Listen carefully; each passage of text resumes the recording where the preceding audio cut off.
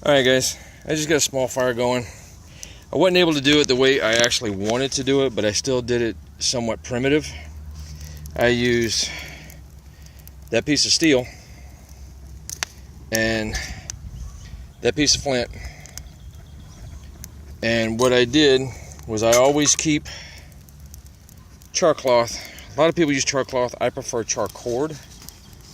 And what this is this cotton clothesline that I made into char cloth. And once I took and put that char cloth on that flint and then hit it with that, all I did was took about 4 or 5 strikes to catch an ember, and then I was able to get it to my bird's nest and transfer it over to the kindling, and then the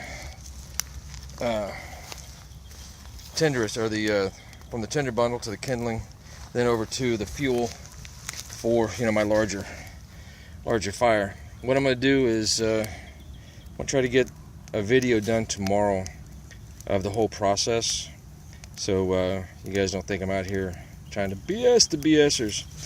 But remember, fire is one of your most basic necessities besides water and food.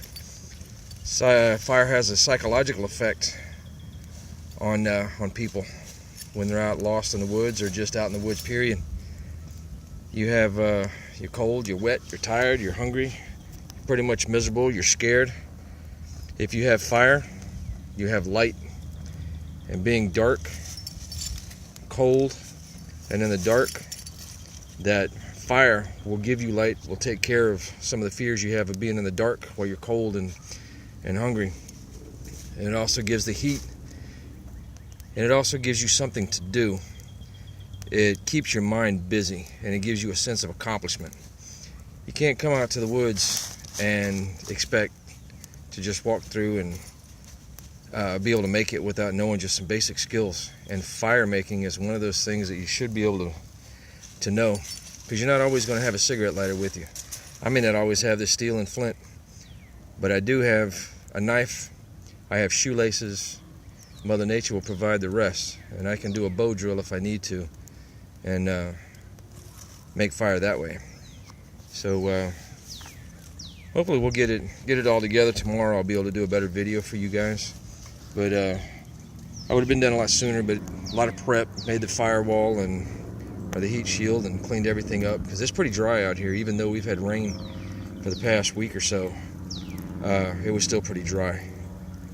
So you guys have a great time. The ticks are out. I've pulled them off myself, and Baylor's over there is getting a bath when we get home. Ain't that right, Bailey? Ain't that right? You getting a bath? So when you're out in the woods, be safe, and know that Mother Nature, for as beautiful as she is a harsh bitch. And if you don't know what you're doing, she'll turn on you in a heartbeat. So get yourself together, learn at least one basic skill for living in the woods. You can go up to a month without food, but you can only go at least 3 days without water. So learn some things, keep yourself together, get your fire going, get you some food, even if it's squirrel or rabbit, rat, grasshopper, whatever. Get something in you. Learn it. Have a good one, guys. Be safe and enjoy Mother Nature.